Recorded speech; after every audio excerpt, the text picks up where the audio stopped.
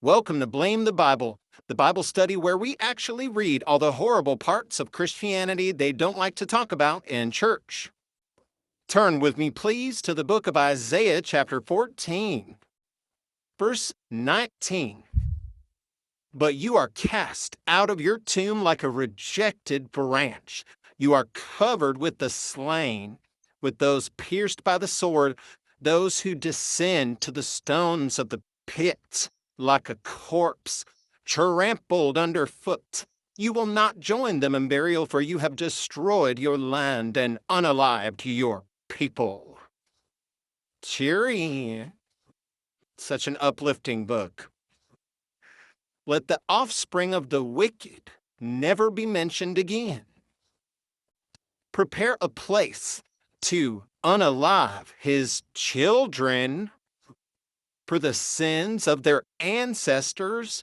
They are not to rise to inherit the land and cover the earth with their cities.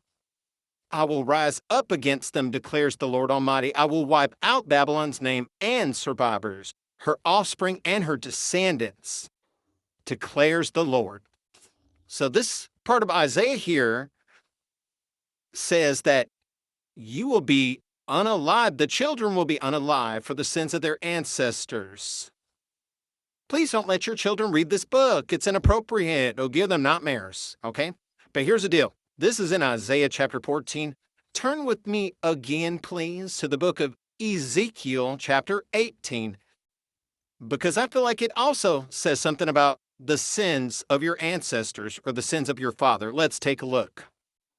Yep, in Ezekiel 18, verse 17, he withholds his hand from mistreating the poor, talking about how wonderful the Son is, and takes no interest or profit from them. He keeps my laws and follows my decrees.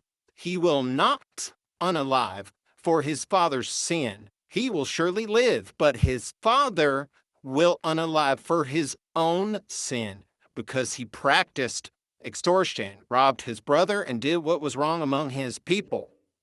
Right?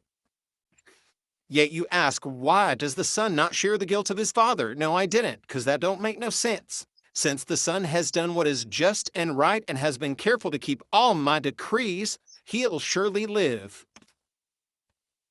Okay, so Isaiah and Ezekiel should have had a Zoom meeting. They should have got together, had a little powwow to get their stories straight, because this really can't match up, right? Either it is right for the Lord to want people to be unalive because of the sins of their ancestors, or it's wrong because you should only pay for your own sin and not your father's sin. It really can't be both, right?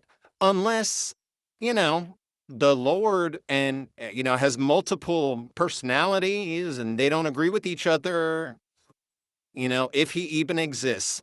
Like I've said before, what's most likely is all these different people writing from different times and different places, they just see things differently. And they're just making this stuff up as they go. They're just saying whatever they think is right and claiming it's what the Lord wants, right? Because what better way to get everyone to do what you ask than to say, oh, but it's not for me, y'all. It's for the Lord. So we got to do it, right? And that right there is the source of all religion. People wanting to control other people. But don't blame me, y'all. It's in the Bible.